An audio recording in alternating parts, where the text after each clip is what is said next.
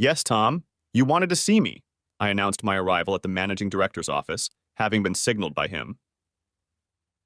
Yes, thank you for coming, Mike, he replied with a smile as he stood up from his desk. I'd like you to meet George, whose company has taken an interest in our new gearbox. Nice to meet you, I replied, extending my hand in greeting as he started to rise from his seat to meet my gaze. And then I stopped, as they say, on the spot. Mike! George Campion, grunted in surprise. Mr. Campion, I replied formally, equally surprised, and let my hand drop again. You two know each other? Tom grinned, apparently not noticing the hostility that existed between us, or perhaps we were just too shocked to openly display it. How do you two know each other? Mike worked for me a few years ago. Campion, or George as I'd always known him, beat me to it, telling the truth but omitting the other, more controversial connection. That'll make things easier, Tom continued. A brilliant engineer but never known for his people skills, and still not realizing how uncomfortable the other two men in his office had suddenly become. Perhaps you could show George our production facility? Maybe I could, I muttered, turned my back on Campion and headed for the door, leaving it up to him to decide whether he would follow me or not. He did. I guess he had to, and I quickly strode down the hallway, hoping he'd keep up with me, and intending not to stop until we were out of the office and at the edge of the parking lot and alone. What the hell are you doing here? I growled angrily, turning to face him, not the least bit bothered by the fact that he was bigger than me, and apparently in every way, which was probably the root cause of the tension between us. I swear, Mike, I had no idea you worked here, he sighed, raising his hands in a peace sign. We hadn't heard from you in years. We weren't even sure you were still alive. Thanks to you, I'm almost gone, I snapped, wondering why I didn't just nail this guy like I should have done all those years ago, back in the days when I had all my fingers. Sorry, he sighed, shrugging his shoulders. What else can I say? I stared at him, fighting the urge to allow myself just one punch. One punch that it would take for me to drop him to the floor and not get up for a while longer. He knew it too and stood there, nervous but making no move to defend himself. If he'd known how much easier I could hurt him than the last time we'd met, he might not have done it. If he knew the things I'd been involved in over the years, he might not even have done it and gone off to search the horizon. That's history, Mike, he broke the silence, nearly choking on his words. A lot of water has flowed off the bridge since then. And a lot of blood, I muttered to myself, gritting my teeth but feeling my inner rage subside until I felt myself breathing calmly again. Too bad none of them were yours. How's that, bitch? Fine, Campion replied succinctly, ignoring the insult I'd hurled at his wife and not wanting to talk about her anymore. Perhaps all was not well in the Campion household, and that didn't disappoint me in the least. And your child? She's fine too, Mike, he replied, suddenly brightening up and risking a smile. Ginny's 4 years old now, and she's a happy and beautiful little girl. So who did she take after? The big question. The one that would have been asked by the elephant in the room, had it been there. She takes after Jenny, Campion answered confidently. And not on me? Not exactly. Or are you? Not so that you notice, he answered calmly. That's right. We better go check out the factory, I muttered, turned my back on the bastard, and strode away, again not paying attention to whether he was following me or not. I went to a top university and graduated with a good degree in engineering, but at the time, I didn't know what career path to take. I think I was as surprised as anyone that I was attracted to the Army recruitment team that visited our university in my final year, and even more so that I was signed up for short-term service in the Royal Engineers. I immediately became an officer and committed to 3 years of service to the Queen, with the option to make it permanent at the end of the term, or not. These turned out to be the 3 best years of my life, despite the fact that there were no major conflicts during that time, or perhaps because the sense of camaraderie was such as I had never experienced. I made captain, but at the end of my 3 years of service, despite all attempts to convince me to stay, I decided that I did not consider the Army my calling. To tell the truth, It was just hard for me to imagine killing anyone if hostilities broke out, which they surely would at some point, and I was in a position where I would have to do it. This was in spite of the fact that my skill with weapons, especially a pistol, surprised me. If only I had known at the time how easy it would be to use a handgun in a real-world situation, I might not have gotten away so easily. After leaving the Army and getting over the hangover of all hangovers that my fellow junior officers felt it necessary to give me as a discharge present, I found that 3 years of service had not gone to waste. The time spent in the field with the Tank Recovery Squad and my engineering qualifications allowed me to get a job with one of the companies that manufactured them. Maybe not exactly tanks, but a whole range of armored vehicles that were to become increasingly necessary as conflicts in the Middle East and elsewhere heated up. I was never a pure engineer, more of a sort out the faults and make things work kind of guy, and this, plus my Army time, made me the perfect cover when dealing with our customers, whether British or from other countries, often in bloody awful places. Life was great and was soon to get even better when I turned my attention to Jenny, the boss's assistant, and even more so when we discovered it was mutual. 3 dates and both of us were not virgins, but without too many questions we found ourselves a very comfortable match in my very comfortable bed. 6 more months and lots of bedtime and I popped the question, she gave the appropriate answer, and we became Mr. and Mrs. Mike Jones. My seemingly happy and relatively carefree life continued. We settled into a new house, albeit with a huge mortgage, and 2 years later I was informed that I would soon be a dad. Oh, the bliss? We hadn't planned for it, but as Jenny's lump was just starting to show, my joy grew and the whole world seemed perfect. And suddenly, it wasn't. There's something you should know, Mike, Jenny surprised me one evening. What's wrong, dear? I asked, admiring her soft blonde hair and stroking it. It's the baby, Jenny murmured. What's wrong with him? I demanded, suddenly panicking as I worried about what she was about to tell me.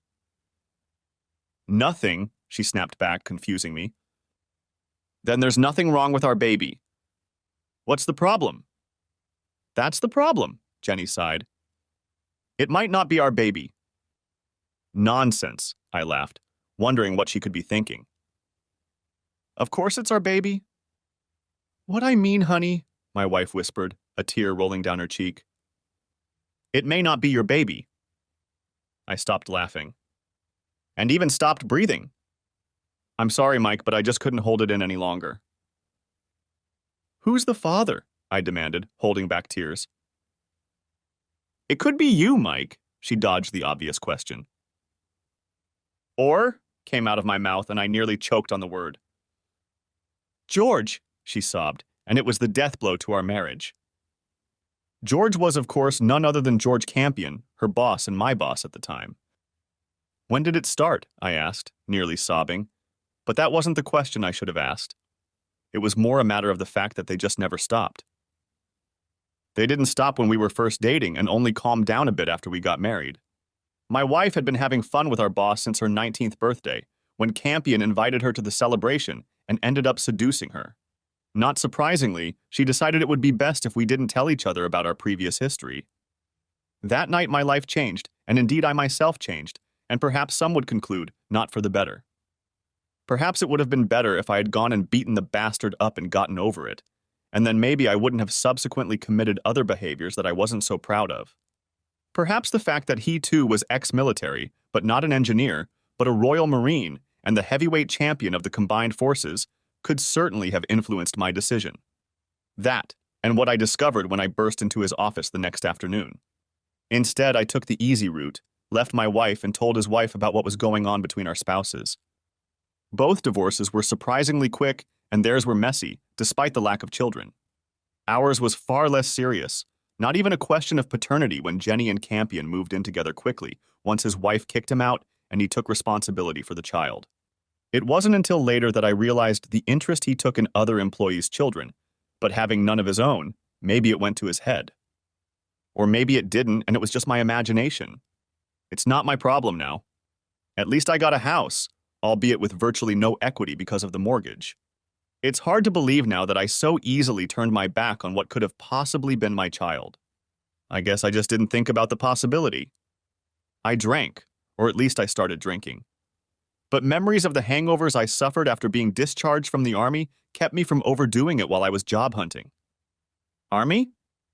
Why not?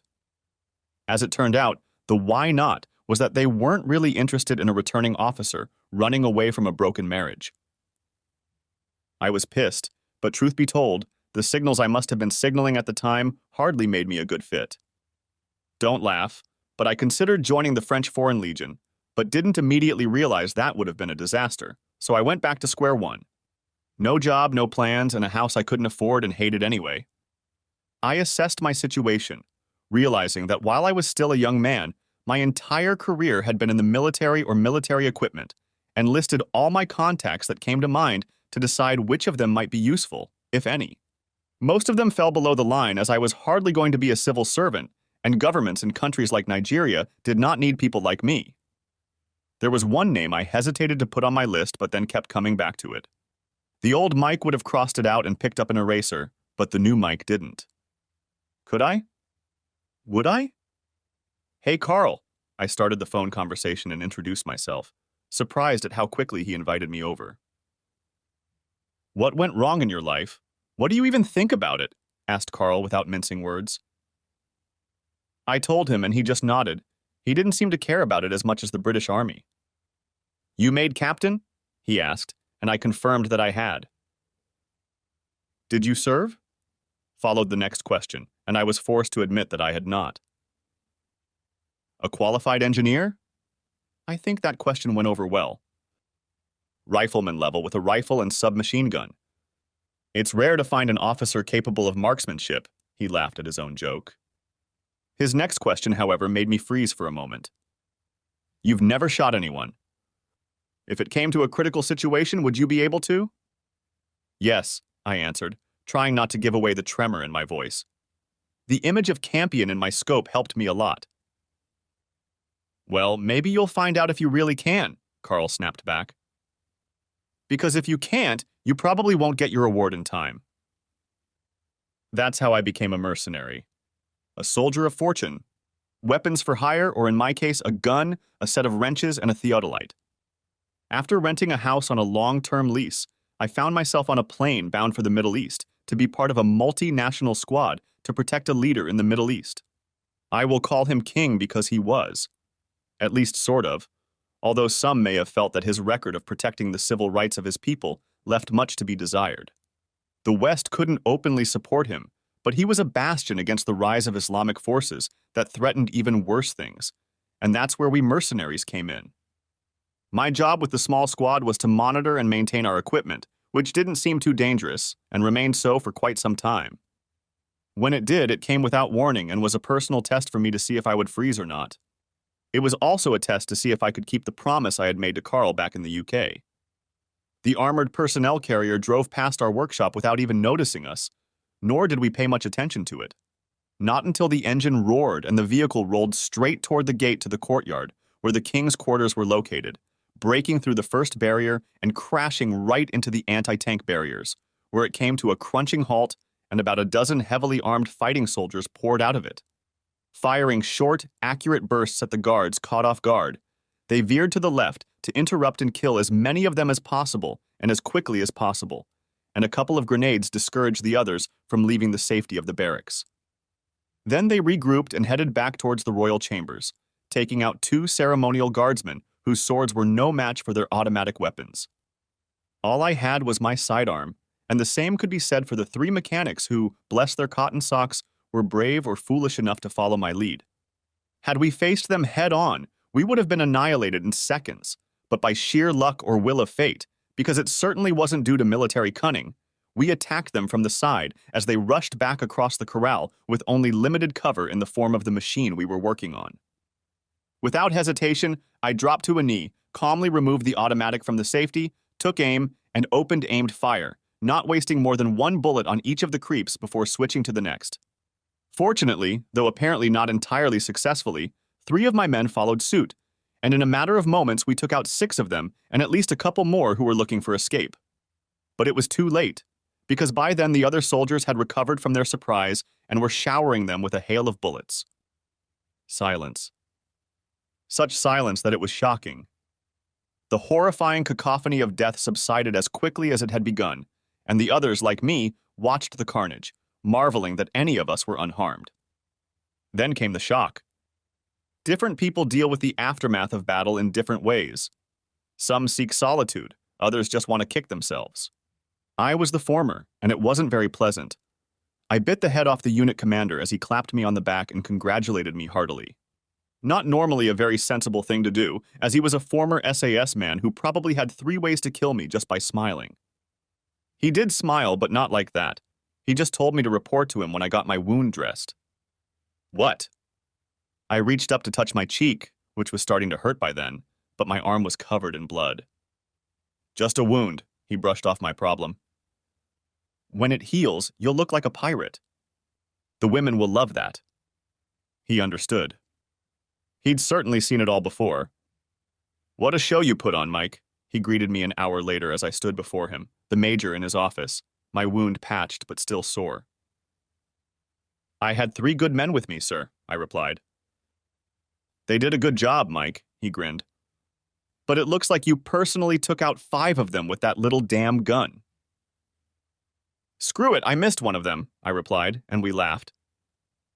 It wasn't actually very funny, but finally the tension that I had no way of releasing was gone, and the 2 of us laughed heartily at a very unfortunate joke. Seriously, Mike, he interrupted the fun, where the hell did you learn to shoot like that? In the British Army, I shrugged. It just worked itself out. What the world has come to, he sighed. A bloody engineer with a sense of humor who can shoot accurately. What's next?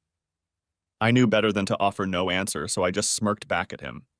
A compliment, even a perverse one, from a senior comrade with his track record is not something to be taken lightly. The king has confirmed the reward for the 4 of you, he announced, surprising me. 3 of your men will each be able to buy a new car. I could use a new car, sir, I responded, feeling the meeting growing more informal.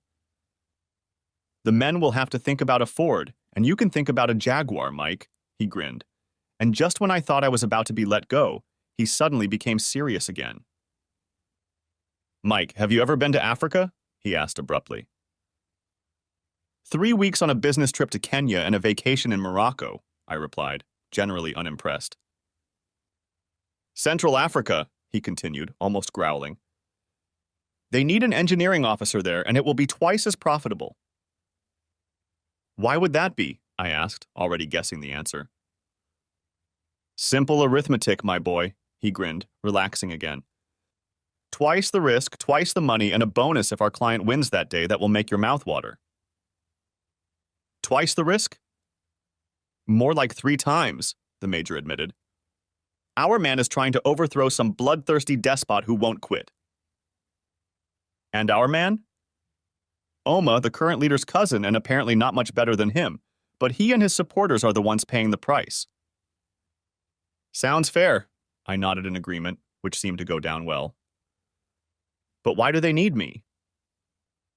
They need engineering experience, and the last 2 didn't last long, he informed me, becoming serious again, which was a sure sign of what could happen to them. This time they need someone who can take care of themselves. Someone who can shoot accurately and won't hesitate when it comes to fighting. When do I leave? Damn, I really wasn't the same Mike I'd been not so long ago. So a few days later, with enough premium in the bank to buy a Ferrari, I and 5 others found ourselves on an executive jet bound for Dubai to make various connections. The others were headed to Europe and possibly beyond, while I was headed to some godforsaken country in Central Africa, somewhere east of Nigeria and north of South Africa. I made a 2-hour stopover on the way, but I was facing a 4-day layover, described as a vacation, but I suspect more likely due to a lack of people willing to fly where I was going. They were fine with the hotel, though, and soon I was sitting on my balcony at the 5-star Grosvenor Hotel, holding a glass of something in my hand. After a quick dinner, I went to one of the clubs the hotel had recommended to me, where I discovered that my scar gave me a seedy look that made other guys go out of my way. As my former boss suggested, it also acted as a magnet for women, or maybe it was the money I was waving around.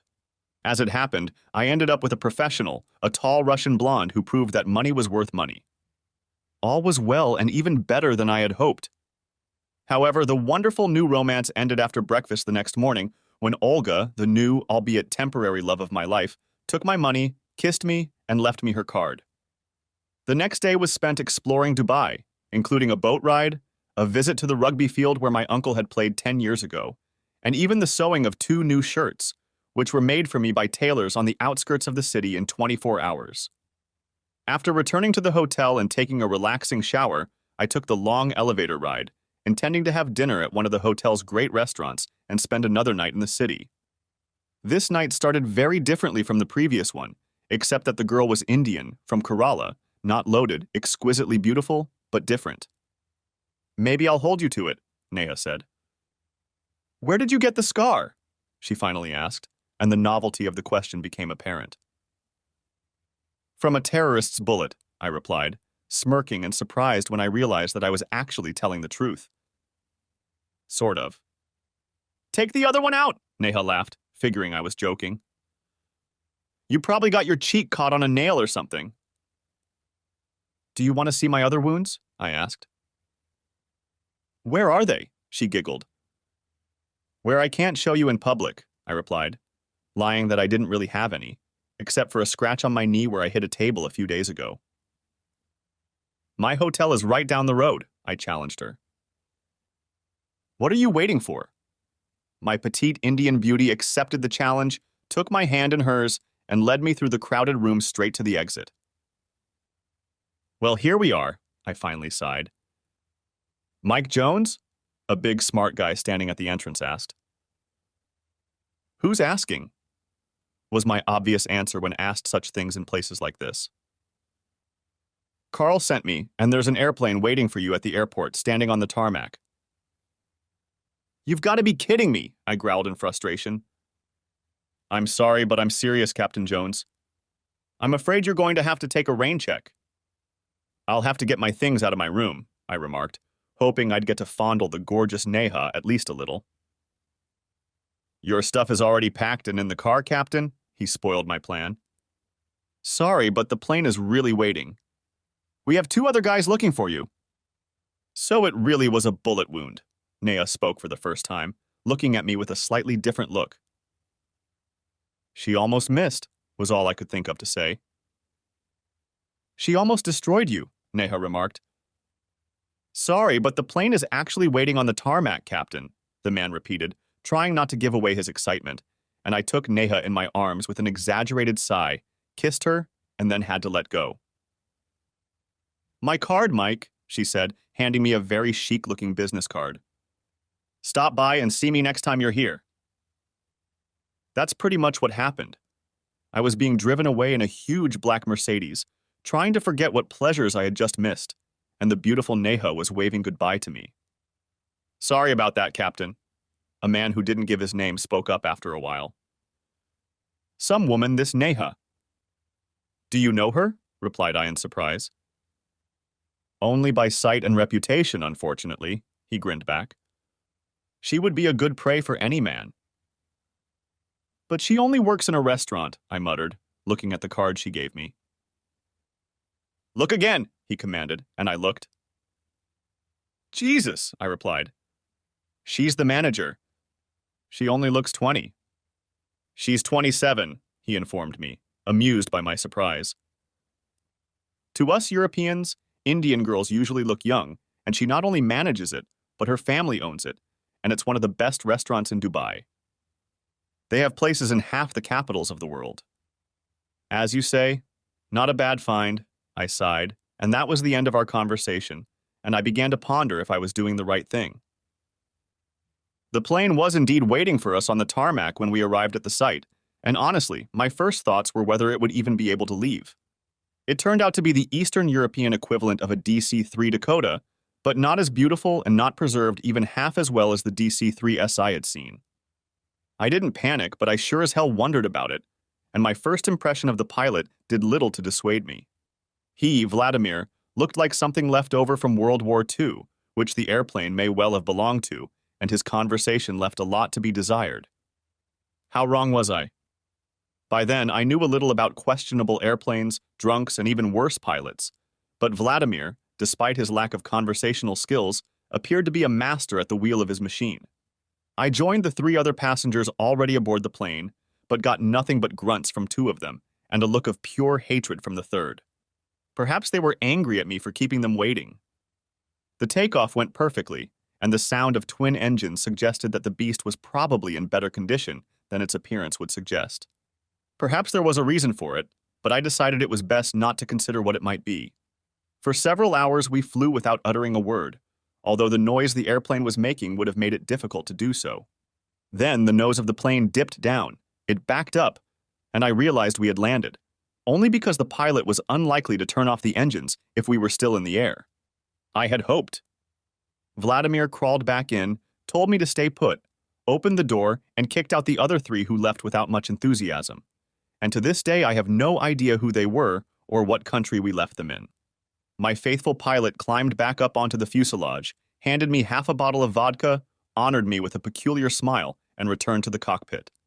10 minutes later we were rushing down the unfamiliar runway again, and then we flew off like a bird. With no one to talk to and not enough light to read by, I reluctantly let my thoughts drift back to the day Jenny burst her bombshell, and also to what I'd discovered when I'd gone to meet the damned Campion. I jumped out of the house, terrified of what I might do if I stayed. By the time I got home that night, somewhat thinner of course, Jenny was already in bed, so I slept on the couch. She had gotten up before I woke up and apparently decided not to wake me up. This was probably a mistake on her part, because if she had, we might have gotten somewhere. Eventually, I got up, took a shower, got dressed, and then sat there wondering what the hell to do next. My beautiful little world had been shattered, and shattered by the person I loved most in the world. During lunch, I went to get a dog hair after needlessly biting the head off a bartender who was too talkative. It was then that I made the decision to go and meet George freaking Campion. To get his side of the story, though, I had no idea how that would help. Maybe I had something else in mind. I drove to the factory, past the guards at the gate, half expecting them to deny me entry when I showed them my pass. Once inside, I nodded to the receptionist and a few coworkers, almost not understanding how they could act so normal when the world had changed so drastically. I didn't go into my office but headed straight for the director's suite, ignoring the woman behind the counter as I floated past, barely hearing her say that Mr. Campion was busy and couldn't be disturbed. Maybe it was for the best? Swinging the door open, I stepped inside and froze. Campion was indeed there, presumably in a meeting with the other three principals, so it was no surprise that his assistant was also present. The three men were dressed as you would expect formally, even the ties were out of place. The assistant, Jenny, my wife of course, was wearing high-heeled shoes, a pair of not too flashy earrings, and that was it. "Shit!" growled Campion, spotting me, and everyone else in the room, including me, fell shocked silent. "Nothing's going on," Jenny gasped, which seemed rather silly to me, since she was standing surrounded by four fully dressed men. "It's not what you think, Mike," she pleaded, tears already rolling down her cheeks as she took a step towards me. I finally felt the engines of the DC-3 like airplane stall again, the nose down, and again made a flawless landing, which, considering the condition of the grass runway that awaited me as I exited the plane, was no small accomplishment. In the dim light, I was taken to the edge of the runway under the cover of the surrounding foliage, only to hear the roar of the airplane's engines, and it descended back onto the grass runway and into the air. I was about to ask why it flew away so quickly when I got my answer. A shell, probably a mortar shell, exploded a couple hundred yards from where I was standing with a blinding flash. It wouldn't hit the airplane, but the second one might well have. "Let's get out of here," my guide suggested. "And by the way, welcome to hell." I didn't need a second invitation. It was truly horrible. We lived in tents that we had to move frequently unless they spotted us. The temperature was a little lower than in the Middle East, but with the high humidity it was almost unbearable. There were insects everywhere, some as big as chickens. I exaggerate about chickens, of course, but you get the point. We also had to be shelled regularly while our enemy tried to gain a foothold on us. It was not a good time to be told that things were not going well for us, although I could quickly realize that myself. The doubling of salary lost its luster pretty quickly, and the prospect of a mouth-watering bonus seemed unfulfilling. The problem, of course, was that you couldn't just say, "I've changed my mind. Please take me home." If I wanted to pull out, I'd have to try to survive the 6 months I'd signed up for, and pray that Vladimir and his old airplane were still in one piece, or hope against hope that things would change. It got better, and then it got worse again. My team of mechanics, some of whom were locals, a German, 2 Frenchmen, and 2 guys of dubious origin, had pretty much lost enthusiasm for their work. More accurately, they were pissed off and doubted they would ever see any form of civilization again. Their future didn't look very bright. If I wanted to get out of this situation in one piece, I had to give them some hope, and that wasn't easy. We looked around the base, as it were, and I was surprised to find that our man, Oma, was indeed with us, though I half expected him to be somewhere in the palace, keeping out of the fighting. Perhaps he wasn't so bad after all? It soon became apparent that most of our heavy weapons were out of action, or as my French commander told me, HS, and there were no spares to get them back in working order. Without them, we had no serious answer to the attacks of the thugs, as the enemy on our side were called. They were, of course, beginning to realize this, and their attacks were becoming more and more brazen and direct. "You've seen the problem, Captain. Now what the hell can you do about it?" Those were the first words Oma said to me when I was brought to him, and he was sitting there surrounded by 2 senior officers, 1 black and 1 white. "Well, I can put in 1 more medium machine gun if I take down all the others, but then they'll all be written off. Same with the mortars, although we'll have to jury-rig them since they're all defective. I may be able to get this old 75mm one to work, but I doubt it." "That's about what your predecessor said, but he never succeeded," remarked the white officer. "He didn't live long enough to recognize it," remarked the black, not very encouragingly. "That's still not enough," Oma remarked, smiling despite the bad position he was in. "We need more." "We don't have more," grumbled the white man, who was beginning to like me.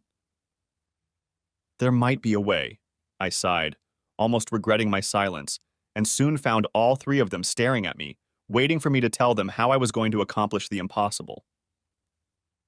The heavy machine guns the Russians have basically the same problem. It's part of the trigger mechanism that has failed. If I had 5 of those machine guns, you'd have 5 more heavy machine guns. "We don't have 5 spare triggers, you fool," snapped the white guy. "But we could make them," I suggested. "There's a lathe and other equipment in the shop, and Renee claims to have experience with it." "It might be possible." "What's the problem?"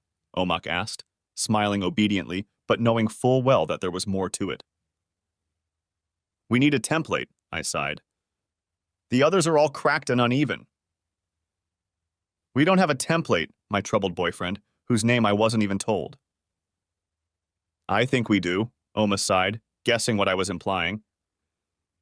"We still have the last of those guns working." "No way in hell," the officer shouted. "It's the only one that still works properly. Without it, we're screwed, so there's no way you're taking it apart." "Without the extra firepower, we're finished anyway," the black officer commented. "Do it, Captain Jones," I ordered. "Let's pray that in the meantime we can hold them off. When a situation is at rock bottom, that's when real men come to the forefront and change the course of history. At least that's what happens in the movies. Unfortunately, it's not like that in real life, and if things are bad, chances are they're only going to get worse, and my brilliant idea turned out to be a complete failure. We removed the mechanism from the last working machine gun and hurriedly returned it to the workshop where another non-working machine gun was waiting for us, intending to get it back to the perimeter line as soon as we had successfully made a replica. Unfortunately, we then discovered that Rene might not be as proficient with the lathe as he had assumed, or the metal we were using wasn't good enough. He gave it a try. He made 3 pieces. 2 didn't fit, and the 3rd broke in half when we tried to put it back into the machine gun. We stood with our heads bowed, wondering what to do next, not realizing that things could get worse, when suddenly it did. The sudden burst of fire meant that another attack had begun on our position, and we all fell silent, hoping that it would subside and that it was only a small skirmish, for if it was not, no cavalry would come to save us. I looked around my group of 8 mechanics and saw every emotion from despair to calm acceptance of our fate, for they all looked to me as leader. Our defensive fire was certainly instantaneous, but without the heavier machine gun, the difference was obvious even to us. Obvious and heartbreaking as we looked toward the defensive perimeter behind a line of dense trees and brush, no more than 200 meters from where we waited, knowing that violent death was on its way. "Merde!" shouted Renee, as we heard our only remaining medium gun hiss and fall silent, and the remaining crackle of rifle fire seemed so pathetic. "They're breaking through," one of my men remarked. "They're going to overtake us." You can't imagine what that remark, however obvious, could do to you. We all knew what it meant. There would be no mercy. Anyone who survived the first onslaught they would not spare, for they would take no prisoners. Shrugging their shoulders one by one, the men boldly picked up their personal weapons, a rather motley collection of outdated rifles and pistols. Not much to counter the 100 or more heavily armed infantrymen we all knew would soon break through the forest perimeter and into the compound. As I drew my gun, my last thoughts were of Jenny, wherever she was, and whether she would ever know how I met my death in a faraway land.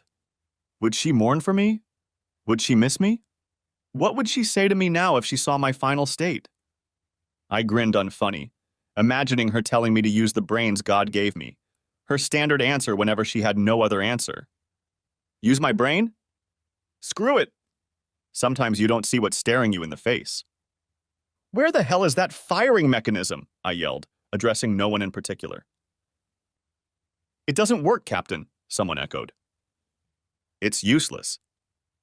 Not that one, I shouted back. The original one, modeled after it. Several men realized what I had in mind, and with a satisfying click, the original mechanism slid into place of the Russian pistol that had been silent and unused for so long. Ammunition, I shouted, but the two had already begun to haul the heavy metal box up to the cannon, which by this time was lined up on the tree line, from which we knew the enemy might at any moment fall upon us. Too late, shouted someone as they broke through, 30 out of 40, perhaps in the first wave, pouring fire on everything that moved around them, and the light return fire of the few men left around the camp had little effect on their rapid advance. Wrong ammo, a soldier sobbed, trying to insert a roll into his rifle as the attackers annihilated the small band of defenders between us and them. Perhaps it was then that Renee showed himself in all his glory. He shoved the other man out of the way, turned the ammunition roll the other way, and slid it into the welcoming slot. Then he leapt for the gun and turned it around to meet the first of the attackers, who by then were almost upon us, bullets flying everywhere, the screams of the wounded on both sides chilling us.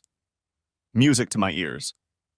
I am not particularly musical even at the best of times, but the heavy boom of that fine Russian gun was the most beautiful music I have ever heard. We might all die that day, but we would not leave without taking many of them with us. I didn't have time to ponder what happened to that young man who had left the army years ago, not knowing if he could actually survive killing someone. A heavy gun pierced a gap in the attacking crowd, but a few still broke through and closed in on us. My gun was hot in my hand, and I shot them off every chance I got. Some of them were so close, I had to shoot into the gap between my men. We were being overtaken or not overtaken as my men chopped down the last of them, sometimes literally with bayonets the old-fashioned way. Then the next wave came upon us, much more numerous, but by then we were ready for it, with Renee firing his pistol in short, precise bursts, and the three of us manning it and keeping up the ammunition, while we all thanked the Lord that Renee somehow knew what he was doing, and prayed to a God we might not have had time for before, that the gun wouldn't jam. The thing is, in the middle of a battle, you have no idea what's really going on. Maybe some general does know, but we didn't have one on hand, so we just kept fighting for our lives. Of course, we didn't know that the attackers had rushed right into our ambush, though we didn't realize we had set it. The last thing they expected was that by breaking through our defenses, they would run into the heaviest gun positioned far from our front line. Who could have? It was a ridiculous piece of military planning. So ridiculous that it turned into a massacre as their troops poured into the kill site and our surviving troops on the perimeter closed in behind them. I lost 4 of my men that day, including poor Renee, but we had little time to mourn them. We had no idea that they were planning their major offensive that day, and of course the truth of the matter is that if we hadn't happened to take that machine gun out of the front line, we would have been defeated, and I would have ended up in an unmarked mass grave somewhere in a far, far away land. As it was, my only wounds were the little finger on my left hand, which was torn off without me even noticing it at the time, and a shallow wound on my chest. I could pretend it was from a bloodthirsty enemy, but it was actually from one of my boys when he lost his grip on a bayonet. This battle didn't win the Civil War, but it certainly turned the tide. News of Omok's victory convinced various forces to side with him, seeing at last a real chance to depose his highly unpopular cousin. Within 10 weeks, Oma had taken a major city in the country, suffering relatively few casualties on either side, and, perhaps more importantly for us mercenaries, a gold mining complex, not a very large one, but without which the huge bonus we had all been promised might not have been paid. Personally, I took almost no part in the skirmishes that followed, busying myself with replenishing our supplies and adding captured items to our inventory. But the day after this first major success, Oma did pull me aside to speak to me privately. "Brilliant military tactics to take the heavy cannon away, Captain Jones," he congratulated me, patting me on the shoulder. "Total luck," I grinned back. "But my men have performed admirably under fire." "Nonsense," he grinned, barely containing his laughter. The tactics were perfect. We set a trap, the enemy was ambushed in a classic ambush, and we defeated a vastly superior force. "If you say so, sir," I grinned back. "Yes," he replied, winking at me. "That's what the press will hear. That's what the world will believe. And that's what my bastard cousin will have to face when he tries to rally his troops." I just smirked back, shrugging my shoulders in agreement. "Stick to that story, Captain, and your whole crew will get a little more, and you'll get a bonus on your bonus." "Consider it done, sir," I agreed, saluting him and wondering if I would have lived to see my bonus if I had argued. The press release did come out, though, and the world learned of Omaha's brilliant strategy. It mentioned the help given by a junior officer with the rank of captain, but somehow they managed to misspell my damn name. Women? What about women? As unpleasant as it may be to some sensitive people, where there are men with money to burn and nothing else to do with it, there will be women willing to help them with their problems. Olga in Dubai was somewhere at the very top, and the women in this hole were at the very bottom. Almost all of them were lecherous older sluts, and the few who had not yet reached that stage were striving for it. To their credit, I don't think it was their fault. But I refrained.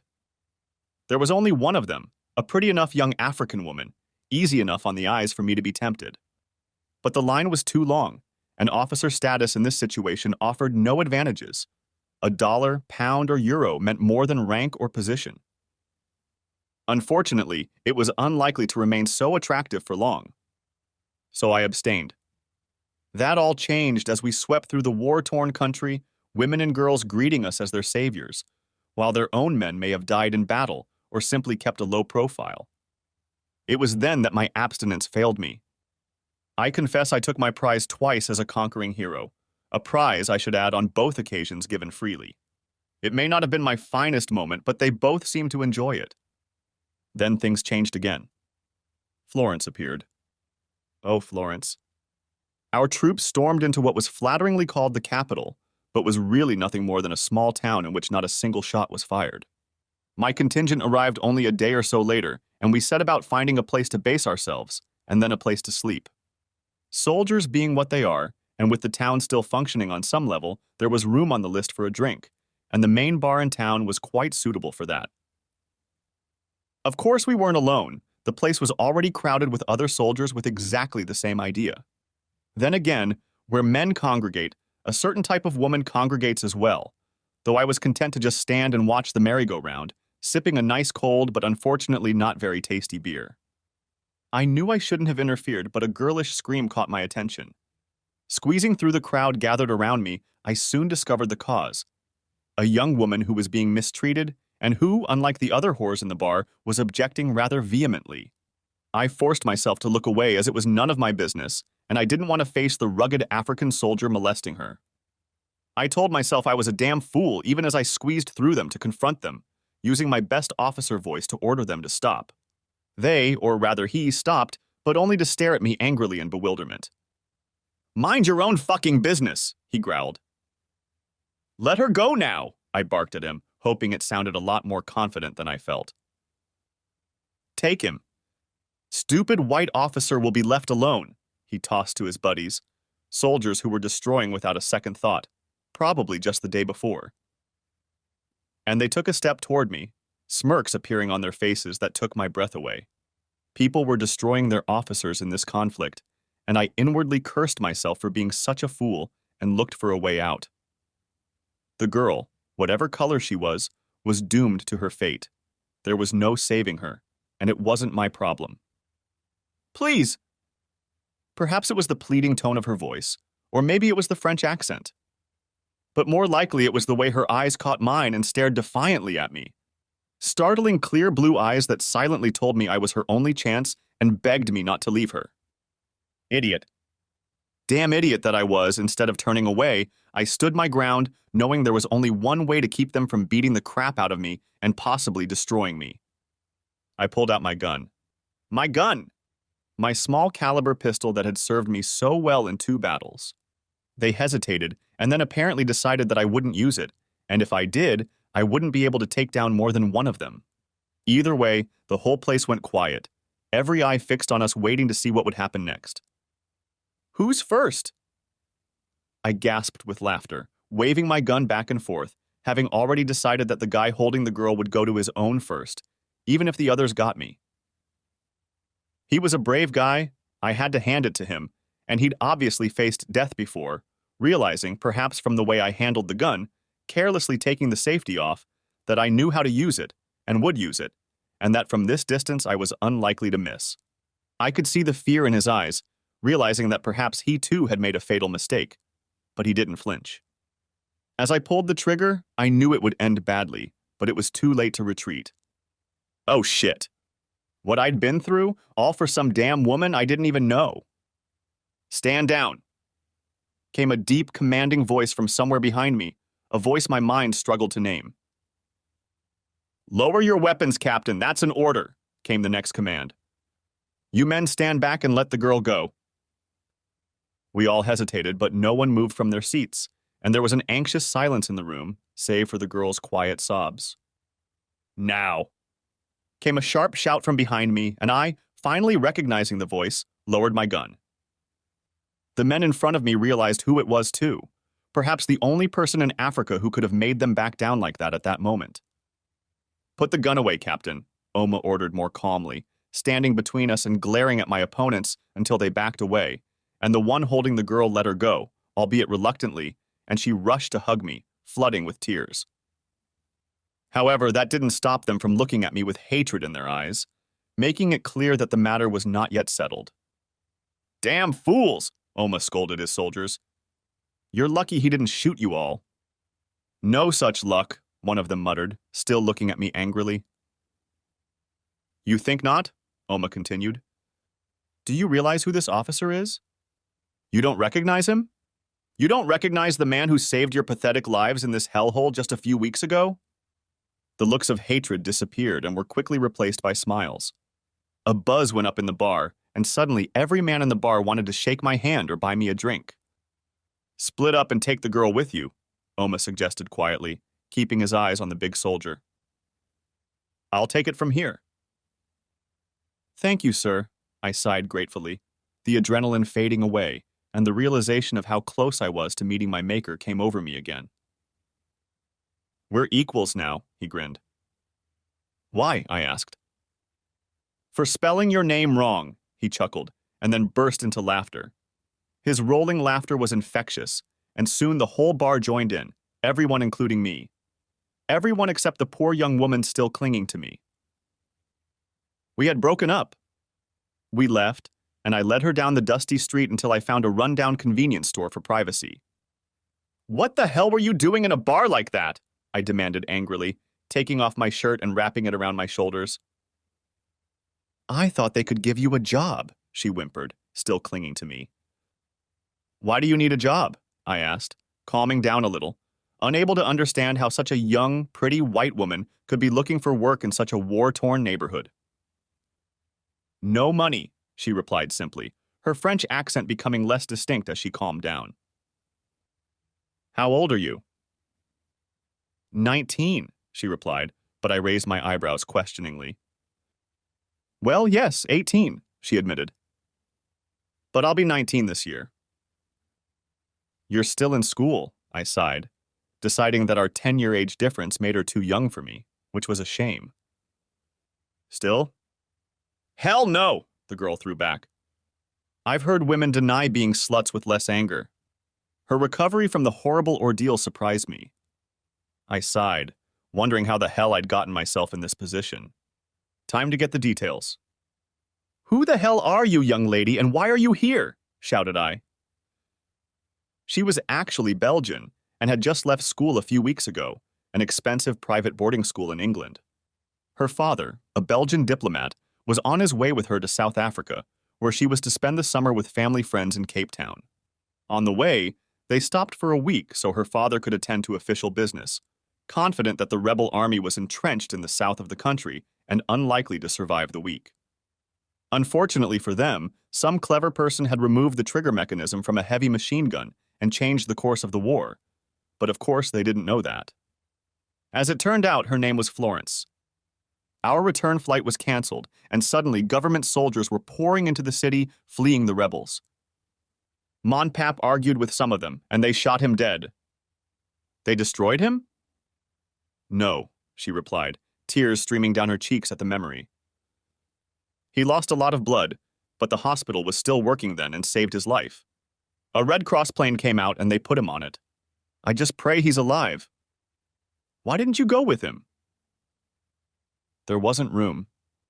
Daddy was barely conscious and I had to let him go, she sobbed, and went on to tell how she went back to the hotel where they were staying and didn't give a hoot until she was kicked out that same day, unable to pay the bill.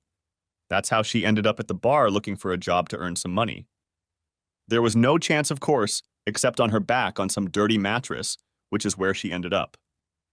So where are you sleeping tonight? I asked her. Where are you sleeping? She threw back nervously. We'll see about that, I hummed. Where is this hotel located? Over there, she replied, pointing to the best hotel in the place, located across the street from where we were standing. It looked pretty nice considering where we were, although it would probably be closed in Europe. I grabbed her arm and almost dragged her towards the hotel entrance, walking into the front desk looking like I owned the place. The lady wants her room back, I told the guy behind the counter, who looked Turkish but probably wasn't. She didn't pay the bill, he muttered back, ignoring me and openly scrutinizing the rip in her shirt that was too big for her. I said the lady wants her room back, I repeated, putting my hand on the hilt of my gun, and he showed clear signs of changing his mind. Then a handful of local currency thrown in front of him seemed to convince him. And a room for me, I continued, hesitating to refuse. You don't need one, Florence intervened, and this time it was she who took my hand, grabbed the keys off the counter, and dragged me toward the stairs. So we went into the room and lay down on the bed. I could have fallen in love with her, and maybe I really did. But when I arranged for her to call her parents in Belgium, which wasn't that hard in this horrible place, saw her burst into tears when she learned that her father was alive and well, and heard her mother's shouts of joy when she learned that her daughter was alive too, I sadly had to let her go. 6 days later, I put her on a plane to safety, telling her that I had bought the ticket cheaply without telling her that it had cost me a month's salary. She cried profusely from the moment we arrived at the airport until we boarded the plane. I held back the tears until she could no longer see them. It was necessary to end the war, and we left the next day. The war dragged on rather than ending with a bang. We all got the promised honors, or the next of kin of those who didn't live to see the end. I myself walked away with money I could have made in 10 years back home, tax-free, safely stashed away in an offshore bank. The question was what to do with it. I spent some of the money on a layover in Dubai, and this time I flew in something more comfortable than Vladimir's old rusty box. I tried to track down the charming Neha, but found that she had been transferred to Europe a month or so before to run a restaurant there. I consoled myself with another Russian girl, perhaps not as beautiful as Olga, but no less keen. She, too, turned out to be cheaper, but that may have been because I opted for a 3-day deal. Campion's arrival at my new company, JS Components Ltd., where I took a job a year or so after returning from Africa, came as a complete surprise, although perhaps it shouldn't have. We manufactured specialized gearboxes and axles, and Campion's company had previously been a customer of ours. I had dealt with JS myself when I worked at Campion, shortly before Tom took over. They hadn't done business with JS for a while, but then we hadn't had such an advanced gearbox for a long time. We made a deal with an American company and did a unit under license based on one of their designs, which gave us a technology advantage and allowed them to enter the European market. A good deal for both of us. We actually came up with a clever modification to their MK6 unit, which we shared with the Americans, and made an agreement to market it as the MK7. It all looked very promising. And then Campion came along, and all those thoughts I had kept bottled up for years came back to haunt me. Things that I thought I had put in the past suddenly started to haunt me, and haunt me hard. I hated that bitch, Jenny, of course, but the reality was something much more obvious. Something I was having a hard time dealing with. Trying to contain my hatred after what I had seen and experienced was very difficult. After showing him the factory, I ran away as fast as I could, and Campion, like me, was eager to put distance between us. The problem was that he needed our gearbox, and the truth, as unpleasant as it was that a good order from his company would solve our expansion plans. So Tom, good old boy that he was, happily left me to make arrangements with my old buddy George. George bloody Campion, of course. The deal was to outfit 40 of their armored response vehicles for an obscure North African branch of a French company. For those in the know, that could mean they could end up anywhere from Syria to North Korea. Money talks, of course. He wanted the MK7 box, but I convinced him that due to shipping times, he'd be better off with the MK6, and of course it was slightly cheaper. He agreed, or perhaps I should say he fell for it. I may not have been the great military tactician I was made out to be, but from a business standpoint, I just set a classic trap for him. If he hadn't been so uptight about communicating with me and done his homework, he might not have gotten caught. 4 months later, I was back in Tom's office, and a rather annoyed Tom was sitting behind his desk. "What the hell were you thinking, Mike?" He pounced on me. "You should have known." "That Campion's cars were supposed to end up in Syria?" I grinned back at him. "No, I didn't know for sure, but I guessed it would be somewhere in that area." "Turned out pretty good, I reckon." "But for God's sake," he continued, "the MK6 works under license, and the Americans have embargoed their equipment. How are you going to hide that?" "You can't," I agreed, trying not to smile too broadly. "They're not going to get them." "Damn it! Who gave you the right to do something so stupid?" "Do I really have to answer that question?" I asked, maintaining a respectful demeanor. "Okay, maybe you do," Tom sighed. "So you can be the majority shareholder, but I remain managing director until I retire." "Right. That's where my hard-earned salary and bonus went. I put my cush into JS components, and with Tom's agreement, opted for shares instead of a percentage of my salary for a while, until I got a controlling interest. But by the time this all blows up, you'll be retired and sitting on some sunny beach with your wife," I reminded him. "Maybe," he agreed. "But that could send us to the bottom. What the hell are we going to do with 40 semi-outdated gearboxes?" "3," I grinned back. "And they were already in the warehouse." "What?" "All the gearboxes going through production are actually MK7S, and they are, as you know, not under license or embargo." He knew, of course. Although it wasn't widely publicized at the time, both we and the Americans were well aware, when we signed our agreement, of the advantages to both of us of having equipment that was not subject to their own embargo rules. "So you're going to replace the MK7 crates with older ones when the problem is discovered," he muttered almost to himself. "That's right," I agreed. "But not at a normal price, I suppose," Tom concluded, not fooling himself. For the first time that morning, there was a trace of a smile on his face. "Extra production costs, canceling an order, readjusting production lines, and so on and so forth. All of that costs money. The price should be much higher. All costs we won't actually incur." "Exactly," I confirmed. "More profit for us and a bigger exit bonus for you, Tom." "But why Mike?" he finally demanded. "It's not like you. The money will be welcome, but it's just not the way JS Components operates." "Let me tell you a story, Tom," I sighed, a little hunched at the thought of having to tell about the relationship between Campion and me and a certain woman named Jenny.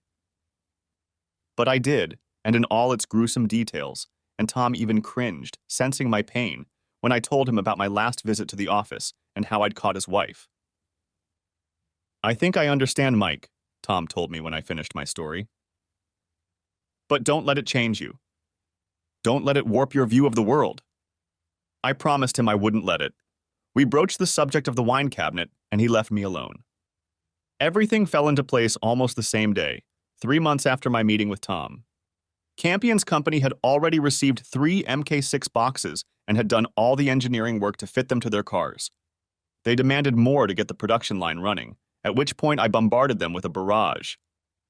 We're having a bit of a supply problem, I addressed their production manager, fortunately a man I didn't know too well since he had been bought in after I left. Hopefully there won't be any delays, he replied. We have everything set up and the first delivery should be in a few weeks. When I suggested that he might not get them, he exploded, and I had to wait for him to calm down before continuing. I suggested he meet with his supervisor to straighten out the problem, to which he readily agreed, not realizing that I wanted to retaliate right where the problem originated. So it came out like this. What the hell do you mean you can't supply gearboxes? Campion snapped at me. You've had them in production for months. If you let us down, we'll sue you. Embargo problems, I replied calmly. What embargo problems? He exploded.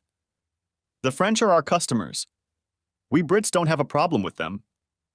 But our MK6 is manufactured under license from an American company, and they have a problem with a certain party in Syria. Even as I spoke those words, I could see the color leave his face. What the hell? He started but fell silent, knowing full well how I find out about such things. But you should have known when we signed the order. Why didn't you say anything? Maybe I did, maybe I didn't, I smiled back at him. You bastard, he hissed, finally realizing I'd set him up. You planned this. You planned it damn well. Just like you planned the end of my marriage, I growled back, intending to take my rage out on him. I hope you and that bitch are still happy, because when I'm done with you, it might not last. I hadn't thought about what his reaction might be, but what I got wasn't what I expected at all. Campion, the big macho, ex-Royal Marine, ex-boxer, just burst into tears. My anger faded away and I stood there feeling nothing but embarrassment. I've seen grown men break down in the heat of battle, but this was different. I just felt awkward and didn't feel the glow of vengeance I expected. Jenny, he finally sobbed. We're not together anymore. I didn't know that, I told him, my emotion utterly confused. I caught her cheating on me, he explained. I forgave her, but 6 months later she left and did it again.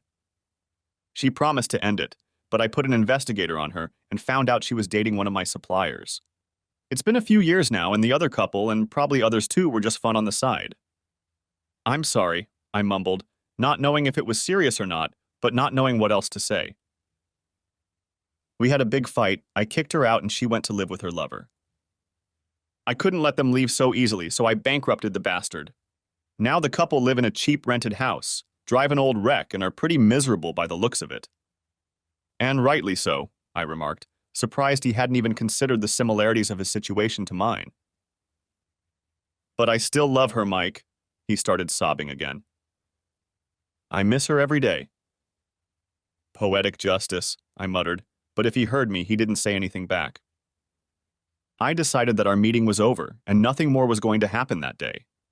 I turned and walked out of his office, doubting that he even noticed me leaving. I spent the next day trying to gather my thoughts. My earlier plans had been shattered by my meeting with Campion. Apparently he really did love her, perhaps more than I ever had. And what did that mean? I had planned to cause him serious financial problems and perhaps even bankrupt him. But now I wasn't sure. I wasn't sure of anything at all anymore. The days spent in Carl's company had changed the way I looked at the world and everything in it. We had another meeting, or actually several, and once again my plans and intentions took an unexpected turn. So much for being a great tactician. I didn't have to insist on a higher price for a more advanced gearbox, and indeed he and I hardly discussed the matter at all. Instead, to my surprise, I found myself discussing the operation of Campion's business. I just found out that you actually own JS Components, he began our next meeting. How the hell did you manage that? Came back with a shed full of money from Africa, I explained, offering no further information on exactly how I made it. I invested in JS and replaced Tom as director a couple weeks ago, but I only own a controlling interest. The other shareholders? He inquired. Old family members of the original owner. As long as they get their dividends, they don't interfere. Do you want to expand? He asked as if casually, and suddenly my interest turned entirely to him. Perhaps, I thought pertinently. Since Jenny moved out, I seem to have lost enthusiasm for the business. 5 years ago, you wouldn't have caught me in this embargoed business.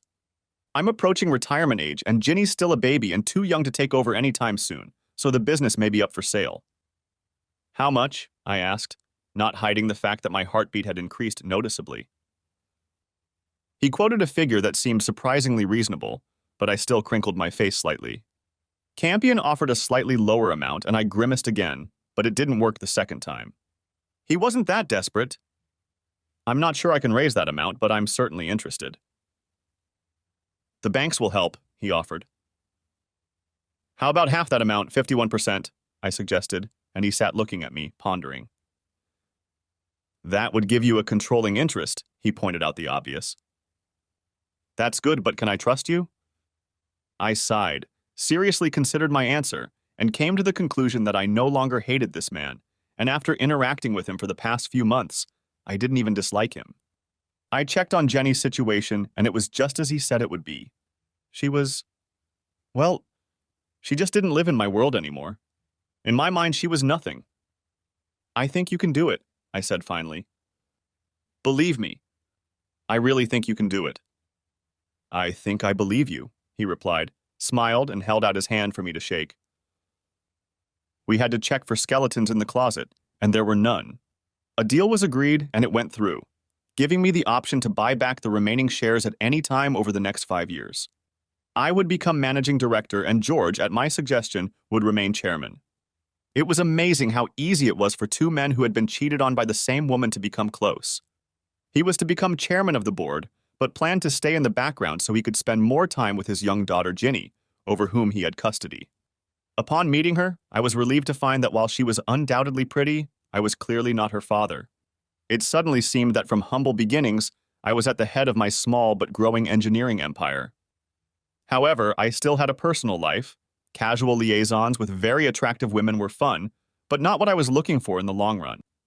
I wanted a pretty young woman who would become my wife, settle down in some suburb, have 2.5 kids, and of course a dog. Maybe in time?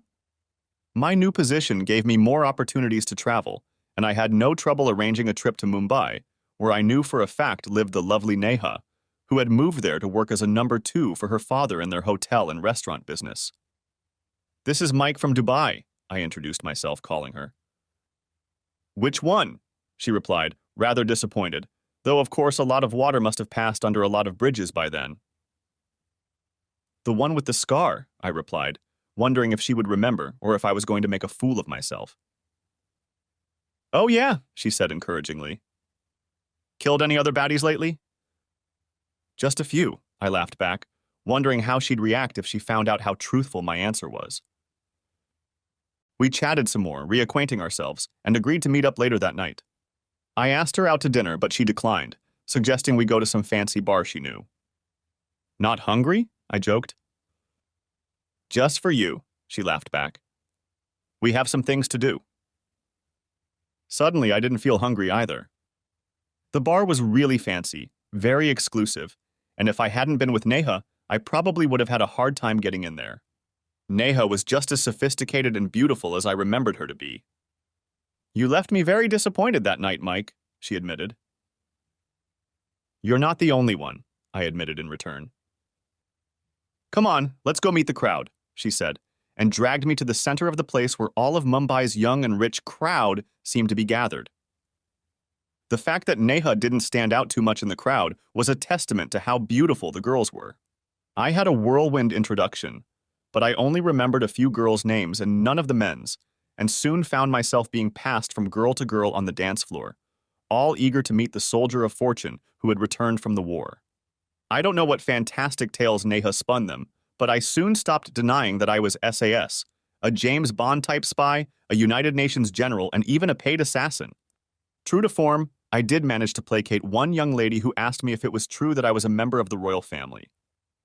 The guys were surprisingly cooperative, considering how popular I was with their girls, though perhaps the stories, the missing finger and the scar on my cheek made them wary. A few of us moved to a private apartment nearby.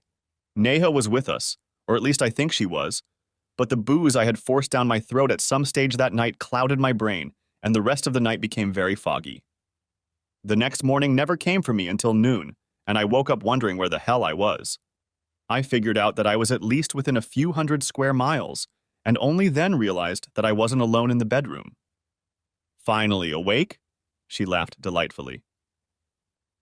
Unless you're an angel, I grinned back, unsure if even a naked angel could be as beautiful as this girl I didn't even recognize. Breakfast? She asked. Who are you? I demanded, remembering the night before. What are you doing here? I drew the long straw, she replied, bursting into laughter at her joke. How did I do? I joked back. I don't know yet. You were totally out of it when I helped you back to my room, she informed me. Where's Neha? You mean nah, she smiled back at me. I have no idea and I don't care. So who's having breakfast, me or breakfast? I did end up enjoying breakfast, but as you'll realize, not until 4 or 5 hours later. The following week was just incredible. I managed to meet Neha and even spent the last couple nights with her. Eventually, my excuse to stay there ran out, and I was forced to leave India and return to the UK, vowing that I would be back soon. Telling Neha that I would be back to get her. However, other opportunities arose in the form of a girl from my past, and I never returned and never saw the beautiful Neha again. 7 years later, when India and Africa were just a memory, albeit a vivid one, I was running not 2 but 3 successful businesses.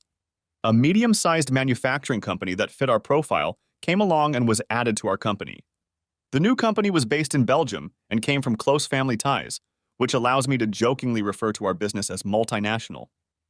This and the fact that I was very happily married to a beautiful, slightly younger woman and was soon to be a father again left me a very contented man. The days of abuse were in the past, but there was still one difficult decision to be made in about a month, give or take a week or so. It was about what to name the boy we were expecting, Mike after me or Jean-Paul after my wife's father. Either way, he will join his adorable 2-year-old sister, whom we named Florence, after her mother, of course. And with that, I hope I've left enough clues for you readers to guess how my story arrived at such a happy and quite satisfying finale.